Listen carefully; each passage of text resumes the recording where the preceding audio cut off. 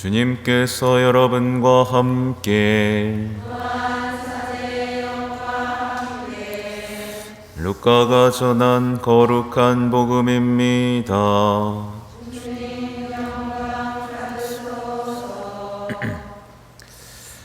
그때 예수님과 제자들이 길을 가는데 어떤 사람이 예수님께 어디로 가시든지 저는 스승님을 따르겠습니다 하고 말하였다.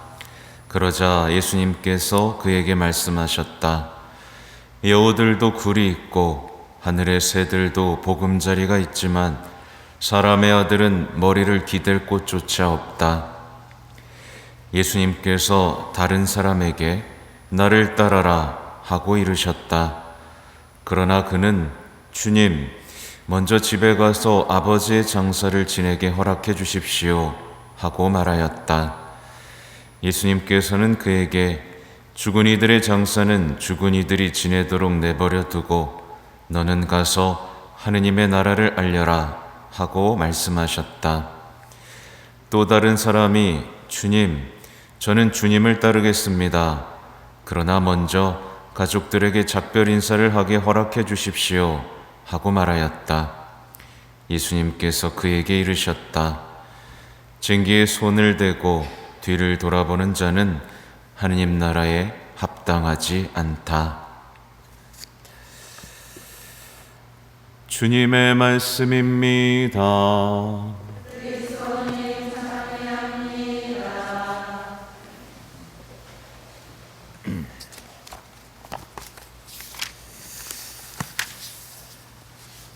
전 예수님, 네, 오늘도 욥기죠. 오늘도 욥기가 이제 친구들의 말을 받았다라고 하면서 이제 물론 나도 그런 줄 알고 있다네 하면서 이제 자신의 얘기를 펼치는데요. 이런 말씀이 나옵니다. 사람이 하느님 앞에서 어찌 의롭다 하겠는가? 왜 그래요? 자꾸 죄졌다 그러니까 너 뭔가 잘못했을 거야. 그러니까 너 지금 고통받는 거야 라고 하면서 어떻게 보면 우리말로 하면 깐족대는 거죠. 너 그럴 줄 알았어. 너가 아무리 의롭다고 해도 너가 죄가 있기 때문에 지금 벌 받는 거야 라고 위로 아닌 위로를 하고 있는 거죠. 하지만 이제 욥은 죄 짓지 않고 이제 자신의 말을 하는데 하느님과 소송을 벌인다 한들 천의 하나라도 그분께 답변하지 못할 것이네. 지혜가 충만하시고 능력이 넘치시는 분 누가 그분과 겨루어서 무사하리요. 이런 말을 합니다. 하느님과 소송 벌이고 계세요? 네, 하느님과 소송 벌이고 있는 분들이 있죠. 여기서나 소송 벌이지 죽어서 하느님 앞에 가면 그냥 납작 엎드려서 예, 맞습니다. 죄송합니다. 제가 잘못 생각했습니다. 이렇게 할 텐데 지금은 그냥 계속 소송을 벌이죠. 그러니까 생각보다 많은 신앙인들이 자신의 보잘것없는 지혜와 판단력으로 하느님과 소송을 벌이느냐고 허송세월을 보냅니다. 참 어리석은 거죠. 왜 하느님하고 소송을 벌이고 있어요? 하느님이 뭐 부족하시기라도 하시게요? 그죠? 많은 신앙인들이 이해할 수 없는 고통 앞에서 소송을 벌이면서 하느님을 단죄하는데 뭐라고 단죄해요? 하느님은 매섭고 냉소적이고 독단적인 분이다. 그렇지 않으면 내가 이렇게 고통받을 리가 없다. 하느님은 내 고통을 구경만 하신다. 뭐 이런 식으로 단죄를 하죠. 심지어는 어떻게 하죠? 하느님을 저주합니다. 자신의 신앙이 쓸모없는 것이라면서, 그죠? 저주를 합니다. 내가 진짜 기도해봐야 아무 소용이 없구나. 뭐 이런 식으로 신앙을 저주하고 하나님을 단죄하죠. 우리는요, 욥기 시작 부분에서 사탄이 하나님께 했던 얘기를 기억해야 됩니다. 이 말을 평생 기억해야 돼요. 사탄이 이렇게 얘기했어요. 욥이 까닭 없이 하나님을 경외하겠습니까? 당신께서 몸소 그와 그의 집과 그의 모든 소유를 사방으로 울타리 쳐주지 않으셨습니까? 그의 손이 하는 일에 복을 내리셔서 그의 재산이 땅 위에 넘쳐나지 않습니까? 그렇지만 당신께서 손을 펴시어 그의 모든 소유를 쳐보십시오. 그는 틀림없이 당신을 눈앞에서 저주할 것입니다. 사탄의 논리죠. 얘네들은 다 이유가 있어서 당신을 경외하는 거지, 당신이 조금만 안 보호해주면 저주할 애들이에요 라고 사탄이 딱 얘기하죠. 그죠? 근데 실제로 어때요? 사람들은 이 사탄의 논리대로 하느님을 저주합니다. 또 이렇게도 얘기했죠. 사탄이 가죽은 가죽으로 사람이란 제 목숨을 위하여 자기의 모든 소유를 내놓기 마련입니다. 그렇지만 당신께서 손을 펴시어 그의 뼈와 그의 살을 쳐보십시오. 그는 틀림없이 당신을 눈앞에서 저주할 것입니다. 예. 쟤네들 건강할 때는 주님 주님 하지만 이유 없이 아프고 힘들면 분명히 저주할 거예요. 이게 누구 얘기예요? 사탄의 얘기입니다. 우리는 돌아봐야 되는 거예요. 우리의 신앙이 사탄의 논리대로 그대로 되고 있진 않은가 보셔야 되는 겁니다. 재산을 잃거나 가족을 잃거나 건강을 잃었을 때 하느님을 저주하는 사람들 생각보다 많죠. 그죠? 생각보다 많습니다. 좋을 때는 주님 감사합니다. 이것도 주시네요 라고 하다가 조금만 뭐가 안 되면 주님 이럴 수 있습니까? 이라고 하면서 주님께 저주를 퍼붓는 신앙인들, 오늘의 사탄의 논리대로 살아가는 신앙인들 잘 생각해 봐야겠죠. 아무튼요, 제가 어제도 말씀드렸지만 가만히 생각해 보면 의로운 이들도 늘 고통을 받습니다. 맞죠? 네. 의롭고 죄짓지 않고 하느님에게 충실한 이들도 고통을 받습니다. 이게 진실이에요. 죄를 짓지 않고 하느님에게 충실하다고 해서 고통을 겪지 않는 게 아닙니다. 아무리 하느님께 충실하더라도 고통은 옵니다. 갑자기 재산을 잃을 수도 있고요, 가족을 잃을 수도 있고요, 건강을 잃을 수도 있습니다. 그쵸? 그게 현실이잖아요. 근데 많은 분들이 그러면 안 된다고 생각하는 거예요. 하느님을 충실히 따른 이들은 고통이 없어야 됩니다 라고 자기 나름대로의 생각을 갖고 있는 거죠. 근데 가장 의로웠던 예수님 어떠셨어요? 고통받으셨죠. 성모님은 어떠셨어요? 고통받으셨죠. 세례자 요한은 어땠습니까? 고통받으셨죠. 다 의로운 사람들이었어요. 그리고 최근래 우리나라에서 거의 이제 높은 평가를 받고 있는 이태석 신부님 어떠셨어요? 고통받으시다 가셨어요. 그쵸? 예수님은요, 우리의 신앙은요, 고통을 제거해 주는 게 아니라 어떻게 해요? 고통으로 초대하고 있다라는 사실을 기억해야 됩니다. 네. 싫으면 집에 가면 됩니다. 그래서 결론이 뭐냐? 진짜 신앙인, 의로운 사람은요, 까닭이 없이 하느님을 경외합니다. 그쵸? 좋은 일이 생겨도 나쁜 일이 생겨도 찬미하면서 하느님을 경외하죠. 이게 그 사람이 진짜 신앙을 가졌는지 가짜 신앙을 가졌는지 알 수 있는 기준이에요. 근데 아까 말씀드린 대로 바라는 대로 안 되고 나쁜 일이 생기면 저주하는 사람들은 뭐예요? 진짜 이기적인 신앙인인 거죠. 예, 내가 바라는 것만 계속 원하는. 예. 아, 성당 왜 나오셨어요?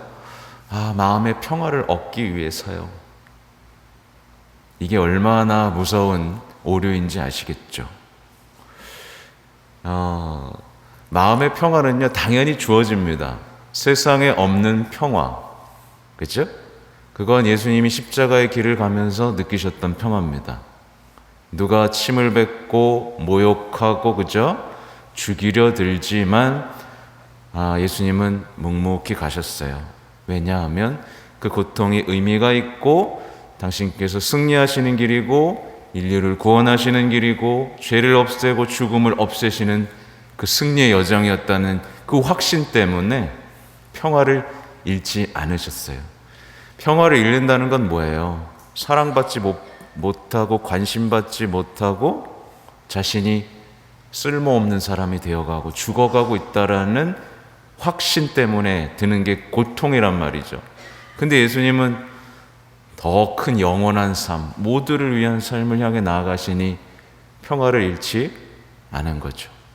여러분도 충분히 할 수 있는 거예요, 없는 거예요? 있어요. 여러분의 지금의 삶도 예수님을 만나고 성모님을 만나면 평화를 잃지 않는 겁니다.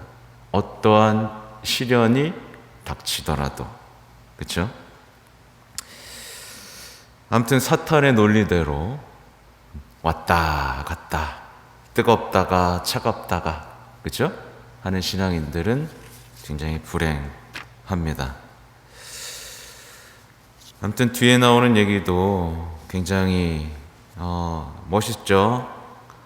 그분께서 잡아채시면 누가 막을 수 있으며 누가 그분께 왜 그러십니까? 할 수 있겠나. 그런데 내가 어찌 그분께 답변할 수 있으며 그분께 대꾸할 말을 고를 수 있겠나. 내가 의롭다여도 답변할 말이 없어 내 고소인에게 자비를 구해야 할 것이네. 이 겸손함을 잃지 않죠. 아무튼 욥은요, 어제도 말씀드린 것처럼 자신이 왜 고통을 받아야 되는지 알지를 못해요. 그렇죠? 여러분들도 그럴 때 있죠? 내가 왜 이런 고통을 받아야 되는가? 내가 왜 이렇게 살아야 되는가를 이해하지 못할 때가 오죠.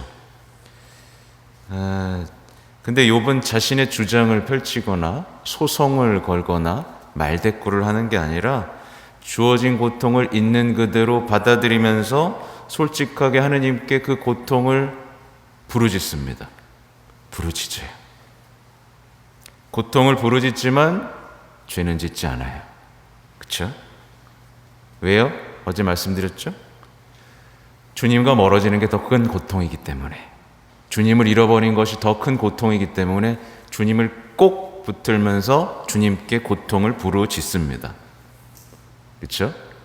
근데 요즘 신앙인들은 주님과 멀어지는 게 아무런 고통이 아닌지 주님을 저주해버리고 다른 위로를 찾아 가버리고 마는 거죠.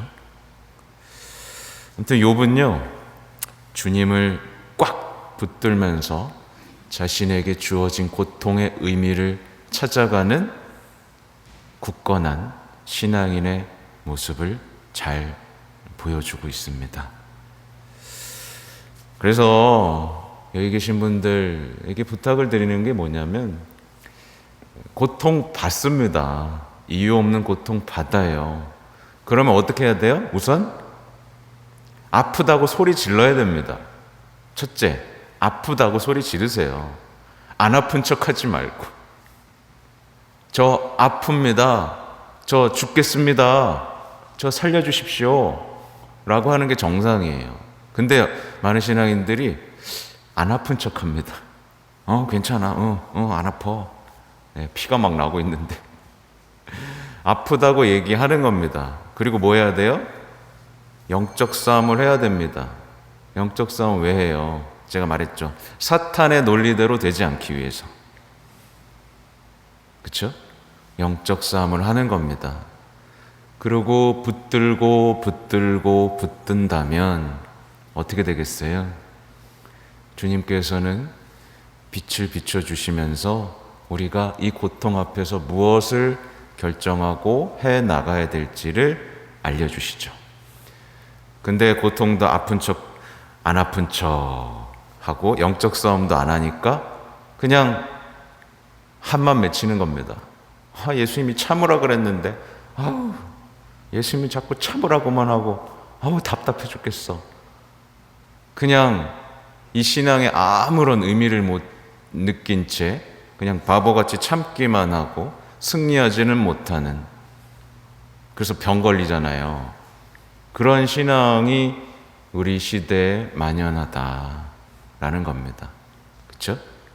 우리는 욥처럼 죄는 짓지 않되 하느님을 놓치지 않으면서 고통의 의미를 환하게 밝혀주시는 주님께로 한 걸음 한 걸음 나아가야 됩니다. 그러면 반드시 그 악들은요, 반드시 선으로 보상받게 되어 있습니다. 아무튼 이제 복음을 보면 이제 제자들에게 3명의 제자들을 만나고 그 제자들에게 하신 말씀들이 이렇게 나열되고 있어요. 저는 분명히 말씀드릴 수 있어요. 뭐냐면 신앙생활을 하는데 매번 방황하는 신앙인들이 있고요. 맨날 걸려 넘어지고 열매 맺지 못하는 신앙인들이 있어요. 이게 왜 그러냐면 제자로서의 삶을 시작하지 않은 겁니다. 세례 때의 기억을 잊어버린 거예요. 자기가 왜 세례 받았는지도 모르고 자기가 주님을 따라 나선 제자라는 정체성도 잃어버린 채 그냥 안 아프고 편안하고 아늑하기만을 원하는 거짓 신앙에 물들어 버렸다는 것을 본인만 모르고 있는 겁니다. 본인만 모르고 있는 거예요. 그래서 보세요. 첫 번째 제자가 어디 가든지 저는 예수님 따르겠습니다.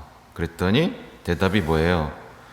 여우들 굴이 있고 하늘의 새들도 보금자리겠지만 사람의 아들은 머리 기댈 곳조차 없다.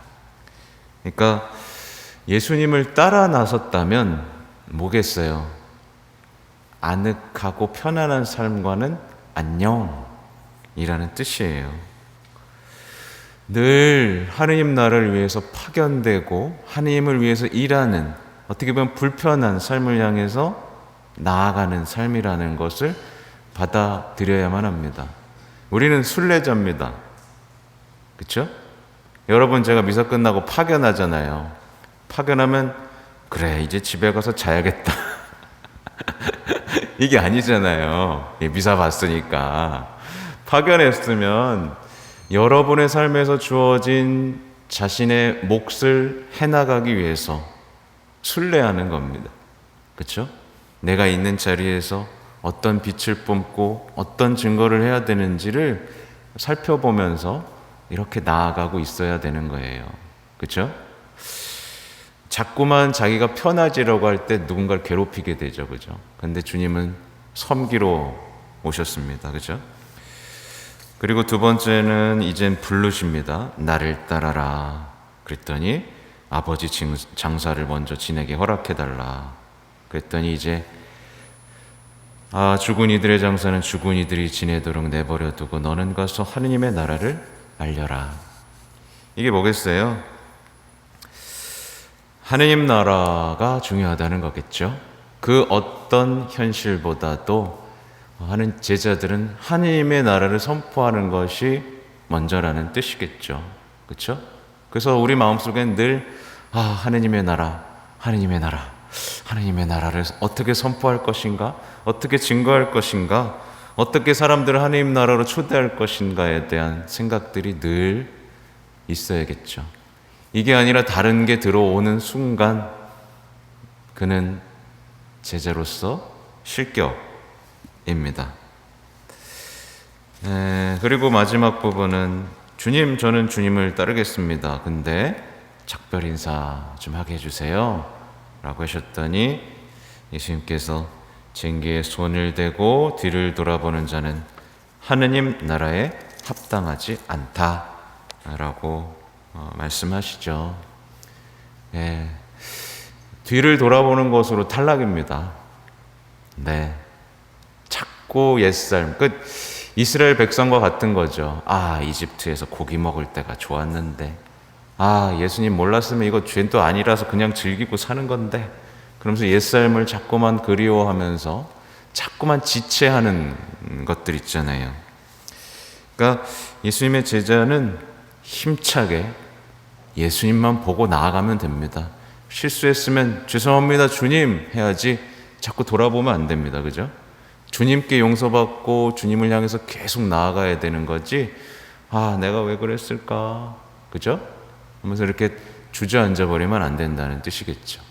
그러니까 아무튼 하나님 나라를 향해서 힘차게 가는 제자들의 모습만 우리가 되찾아도 우리의 신앙생활은 예전과 완전히 다른 삶이 펼쳐지겠죠.